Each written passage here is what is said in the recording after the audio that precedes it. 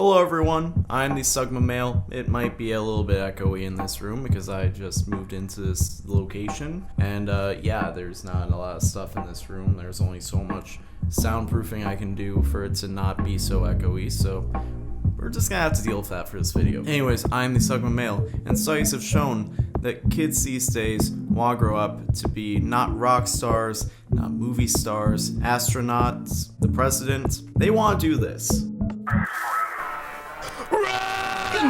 Hello everybody, my name is Markiplier and welcome to Five Nights at Freddy's. Welcome back to the vlog. Today we're exploring downtown Manhattan.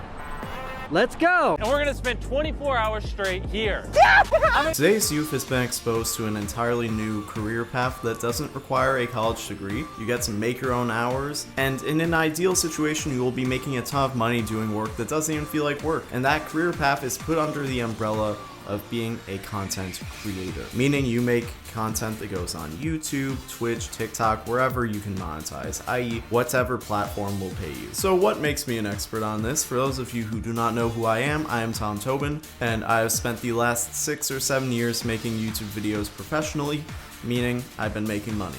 Hide the money, y'all! There's poor people around!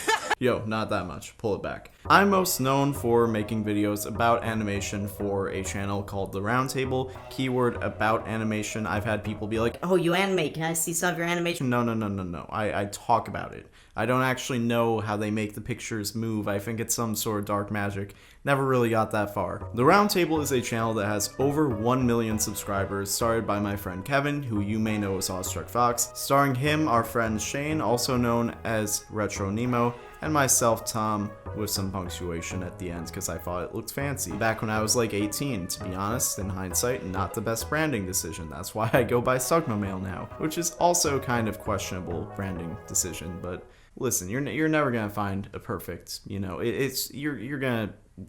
Anyways, this was a very lucky break in the fact that I had a friend who was succeeding in the space already, who also brought me along in the operation. A decision that has given me the opportunity to be seen by millions over the years, quite literally millions of people, and also gave me the opportunity to make enough money doing this that I could say that this was a real job. I was living the dream, getting to be a content creator as my career. But as of a couple months ago, YouTube went from my main source of income to not a source of income, mostly because there were some decisions made by myself, by others, and overall just things happened where now I don't have to make videos for money anymore, which I'm actually really happy about because I realize now firsthand this career is not what people think it is. First, I can't really do this video without addressing some of the many unseen or unconsidered drawbacks of being a YouTuber. My goal here isn't to bitterly tell you that I failed and so will you, especially because I don't think I failed. To be honest, I'm still here making videos. My goal is to make sure that you understand, you the common person who is on the other side of the screen, some of your favorite creators were incredibly fortunate. Success in views and popularity ultimately hinges on one factor at the end of the day,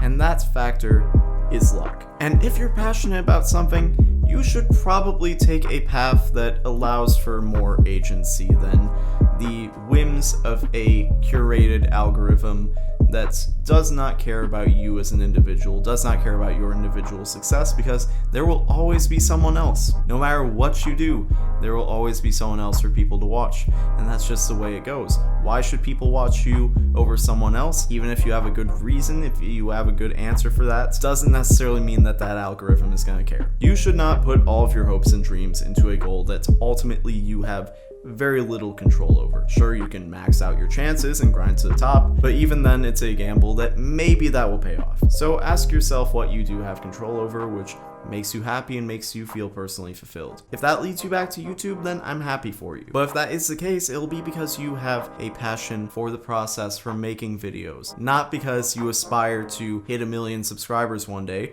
which, in my personal experience, isn't all it's cracked up to be. When I joined the Roundtable, I remember one of the first goals that we set was to get an office, because we all lived with our families at the time and we wanted a shared space where we could create and be free and just have our own dominion over our content and our environment in creating content.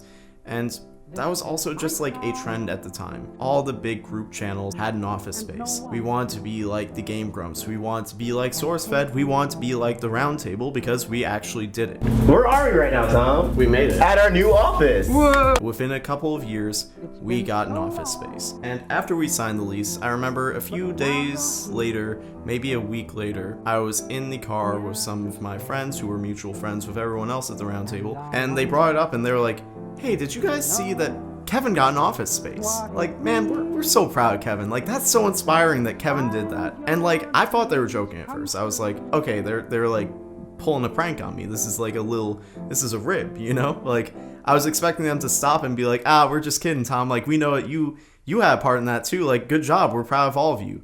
You know, but no, they were just right in front of me like, yeah, that was Kevin. Kevin did that. That was great. Even though like internally within the Roundtable, it was like, yeah, this was a group accomplishment. We did it, guys. From the outside looking in, everyone's like, man, Kevin's so awesome that you did that. And that kind of, I think that kind of occupied a space in my head where when we did hit 1 million subscribers and I saw all these big creators who I've looked up to and have never acknowledged my existence were like, congratulations to the Roundtable, you guys did it, you guys hit this big milestone.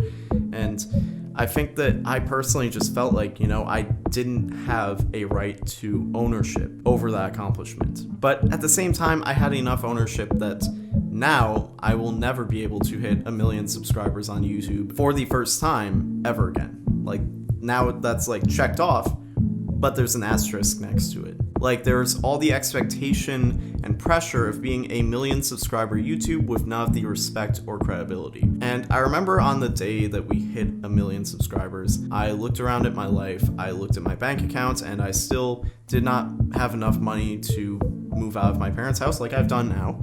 Congratulations to me. This is an accomplishment that like I can take full ownership over. I looked at my social circle and, you know, for a variety of reasons, you know, whether it be getting buried into my work, whether it be working with a very small group of people who I've known since high school and just kind of being isolated to that. I looked at my social circle, I looked at my friends, and there really wasn't anyone there. And I just remember walking the same route around my neighborhood, just feeling kind of an existential dread, walking the same route that I've been walking since the days where I would come home from high school and go on my computer, and the first thing I would do was watch whatever new video Markiplier had posted and be like, man, I want to be just like that guy one day. And now we were officially much larger than Markiplier was at that time with our channel, and I was like, man, I didn't think it was gonna feel like this. That was a very sobering and humbling day for me, because I was still broke, I was more lonely, and I was not any happier than I was before. If anything, I was less happy. Now, especially, I see YouTube,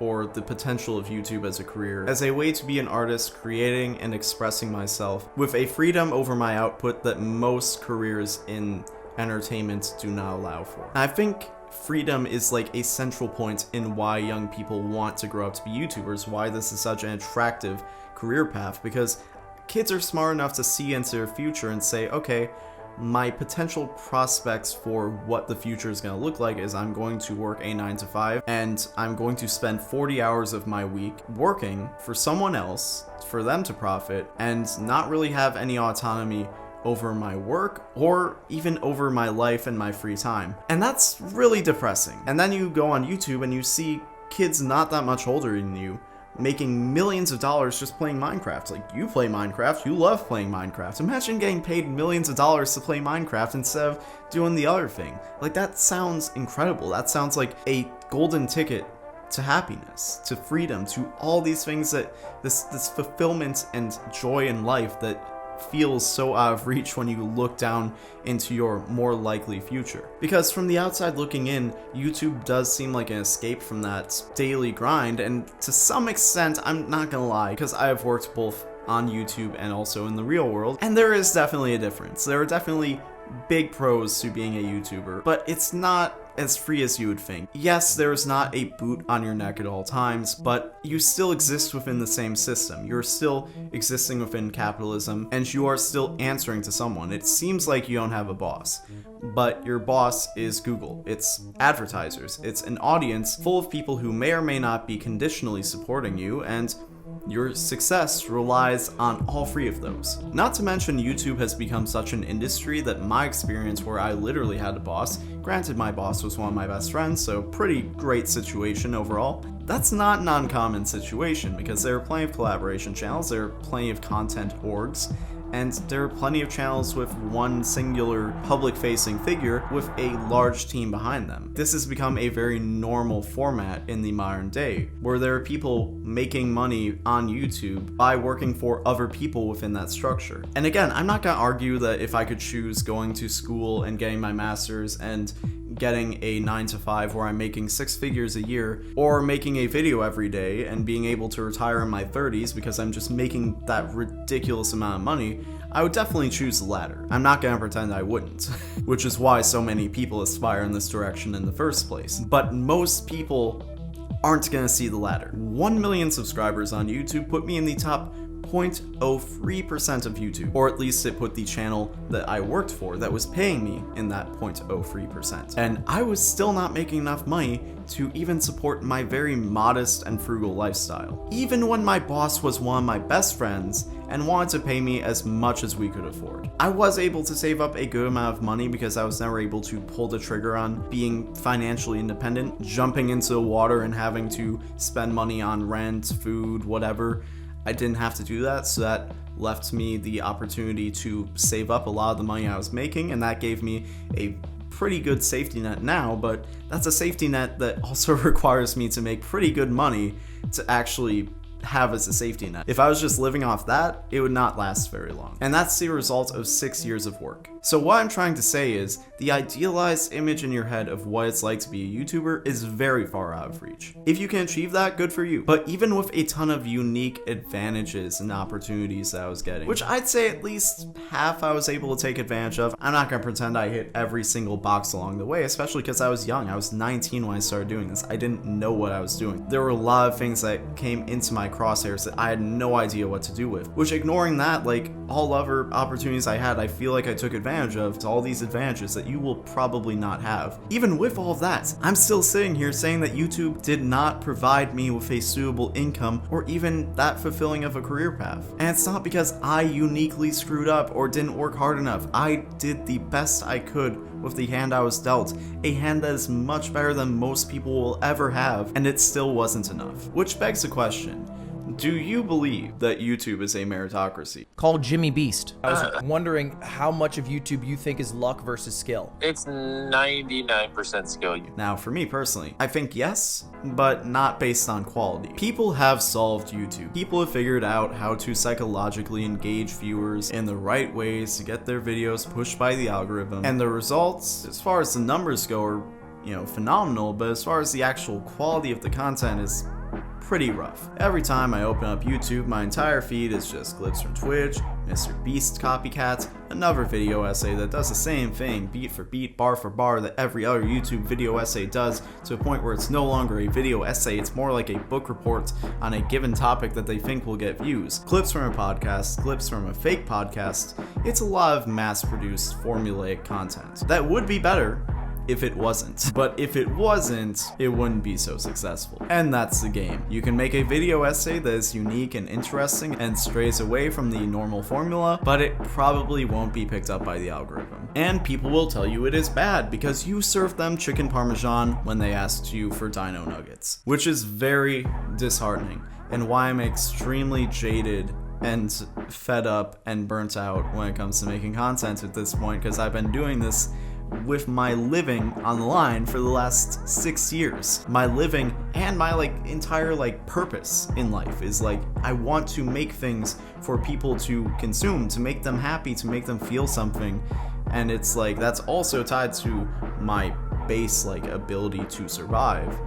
And both were kind of not working out, because you're looking at your videos and how they can be better, and then you're looking over at your bank account, not doing so good, and then looking at how you can make your videos more successful so you can pay your bills. Then you're realizing that making a video better from an artistic point of view and making a video better suited to succeeding in the algorithm are two lines that rarely intersect and more often than not contradict. So you're making videos you're proud of, that nobody is seeing. And then you're making videos that you're not happy with and feel kind of slimy and cheap that are getting a lot of views.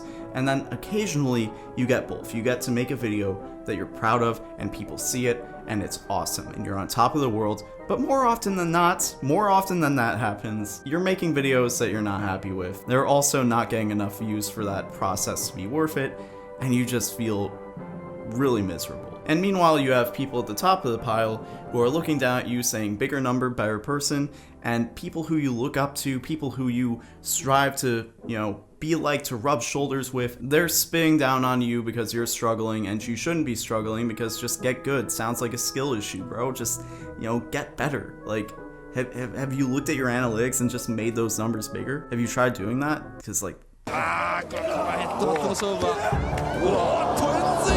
once upon a time, Samoa Joe, a very incredible wrestler, one of the best wrestlers of all time, to be honest, he doesn't get his flowers. Years ago, there were a ton of older wrestlers criticizing younger wrestlers, saying, they're doing this, they're doing that, which happens in wrestling. We didn't do that back in our day. Like, they're doing wrestling bad now. They're making a mockery out of pro wrestling. And Samoa Joe said, okay, like, you guys keep saying, like, all these things that we're doing wrong, but you're not really making the same effort to guide us towards what we should be doing. So now that I've said all this stuff, I think I owe all of you some advice on what I would do in hindsight. First of all, if you're going to be a YouTuber, you're not going to be Mr. Beast. I'm going to bet you're not going to be Mr. Beast. Because Jimmy is obsessed with YouTube. It's a mathematical formula. He has broken things down to where he can make a video about paint drying and it'll get millions of views. You're not going to be that guy. Even if you do succeed, that's probably not going to be you. That's not going to be your path. How you are more likely to succeed is having a passion independent of YouTube that you can use YouTube to showcase. Casey Neistat has a good example. He may seem like, that's like the ideal YouTuber. He is a YouTuber to a T, but actually, Casey Neistat, first and foremost, is a filmmaker, and he has made way more money than probably all of us off-platform making movies. Not for YouTube. PhilosophyTube has recently become one of my most watched favorite YouTubers recently. Not like my favorite, but I've been watching her a lot. And without her passion for acting, or more prominently, her passion for philosophy, her channel would have nothing to showcase. Mai Higa's success on Twitch, despite what many might tell you, is because she is uniquely passionate, knowledgeable, and qualified in the field of wildlife conservation, and has successfully used Twitch and YouTube as a platform for that message. And the point I'm making is, any creator you are a fan of is probably successful because they are passionate and have earned credibility in a field independent of content creation. And these platforms are giving them an avenue to share that with you. But the chances are, the thing that you are passionate about, if you don't know what that is yet, that's fine. I would focus on figuring that out first and foremost. But the chances are, when you find out what that is, YouTube may not be the best path for success. The thing that you're passionate about probably doesn't need to be turned into content. So don't end up in this trap of thinking you need to make YouTube videos to be successful. Because whatever you want to make videos about, there's probably already a career there. In fact, making videos about animation, I've known plenty of fellow YouTubers, my peers, like Mackenzie Atwood or Rebecca Rose or Leah from Toon Ruins, who transferred all the time and effort that they spent learning and expanding their understanding of the animation industry to the point where now they actually work in the industry. And of course, you can always use YouTube as a portfolio, as a way to explore these interests, or even just to, figure things out. I'm not at all against using YouTube as a way to find your creative voice, to flex those muscles and figure out what you want to do, or even just do it for fun. But if you're thinking of making videos about something, maybe consider that there's another job out there that has nothing to do with YouTube, and maybe you'll be happier doing that.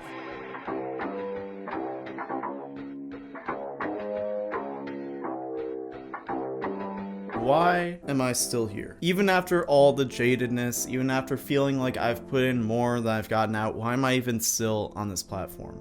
Because I love the process. I love the art of making videos. And yes, it is an art. I stand by the idea that it's an art. Filmmaking is an art. What we're doing is essentially filmmaking. It's just a new way to do it. Just don't bet on this as your golden ticket. This is the thing that's going to make your dreams come true. Invest in it because you care about what you're making. Even though it is something that you do have to love and care about to some degree to even start doing, it can make you miserable just like any other job. I was willing to neglect so much of what makes life worth living in order to have a chance at success in this field, and it did make me miserable. And there was even a point a few years ago where I was genuinely considering just completely retiring from YouTube altogether. I was looking into learning how to code, getting a personal trainer certification, finding something else so I could just completely disconnect from this whole world. I was so tempted by this idea of just going away, disappearing, completely minding my own business and no longer looking at followers or subscriber counts or view counts and stressing over that. And I also just felt like nobody would care if I was gone. Even though there were so many highlights and so many life-changing experiences because of what I got to do on YouTube, I was just so burnt out and so anxious about everything I was doing, about why I wasn't doing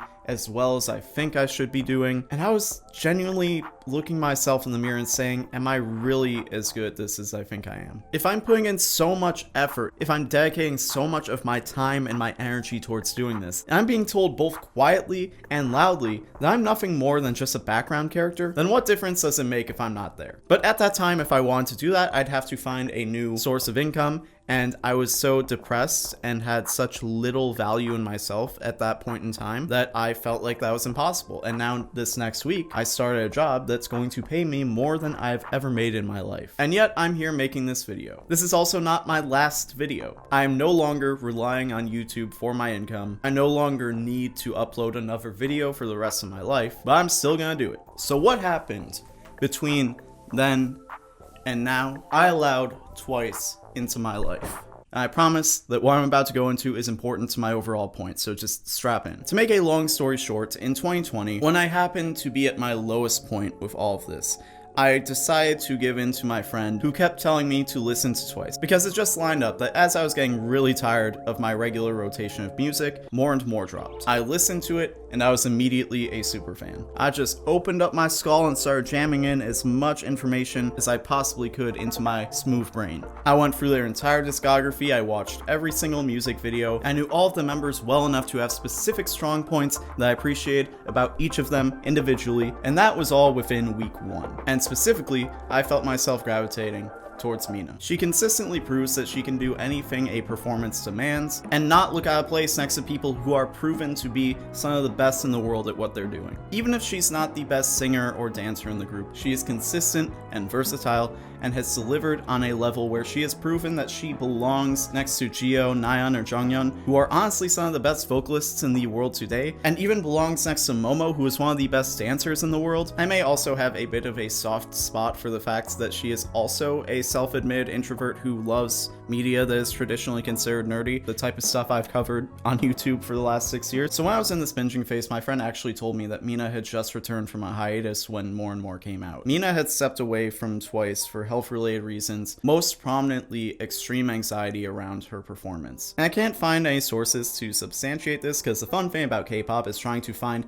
any source on anything requires combing through a bunch of tabloids and fan forums, and that makes it really hard to find a reliable source. But I was told, it was impressed upon me, that these issues were so bad that Mina was actually considering not returning to Twice at all, which would mean that Mina would not have been there by the time I became a fan. Something that is, even now, still kind of heartbreaking to imagine. And when I heard this, my immediate reaction was confusion. Because how could someone who demonstrates such a high level of excellence in everything that they do be doubting herself enough to not want to continue doing something that is objectively great? Then I put together that Mina and I are about the same age. We both started doing entertainment around the time we reached adulthood, and we're both at a point in our lives where we're looking back at everything we've done and what we're currently doing and genuinely questioning if it's even worth it. Of course, nothing I've done on YouTube is at all comparable to what Twice has done in scale or anything like that. When I was just on a popular niche YouTube channel and they're one of the biggest music acts in the world today, but seeing someone who I know for a fact is beyond great at what they do, having a similar internal crisis as me, put it in perspective that it's okay to feel what I'm feeling but that doesn't mean those feelings are right. I love creating, I love telling stories, and I might be narcissistic to believe that me doing this actually adds value to other people's lives. But that is what I believe. And when I ask myself what I would do now if today someone just knocked on my door and handed me so much money that I would never have to work another day in my life, what would I spend my time doing? When I genuinely ask myself, the answer is doing this. Making videos, streaming, entertaining. This is what I love doing, and this is what I believe I've been put on this earth to do. So I'm going to keep doing it no matter what. And I'm thankful that there was someone who made me realize that. And now, Sugma exists. So if you've ever enjoyed anything on this channel, thank Twice and thank Mina. With all that being said, I hope you walk away from this video realizing that being more successful on YouTube than 99.9% of the website isn't all it's cracked up to be. If your dream is to become a YouTuber, I would genuinely ask yourself if that's your dream, or if your dream is just to make money doing something that you feel like you have some sense of ownership and freedom over. In which case, YouTube might be able to help you do that, but probably only if you have a passion independent of YouTube to begin with. So you have to find what you're passionate about, and that may even lead you away from YouTube, and that's fine. You may find a brighter career out in the real world that will make you happier than this ever would. But if you're not sure what you're passionate about, there's nothing wrong with just finding a job that can help you pay your bills and save some money so you have the freedom to figure things out. And if that sounds depressing, it's because it kind of is. And that's why people create this fantasy in their head that they can just make some videos and throw them on YouTube and make millions of dollars. The truth is, it can take a while to find your purpose or figure out what's gonna make you happy, or even figure out how to support yourself while doing that, but I think it's worth it. My name is Tom, I'm the Sugma Male, and that's about all I gotta say. See ya!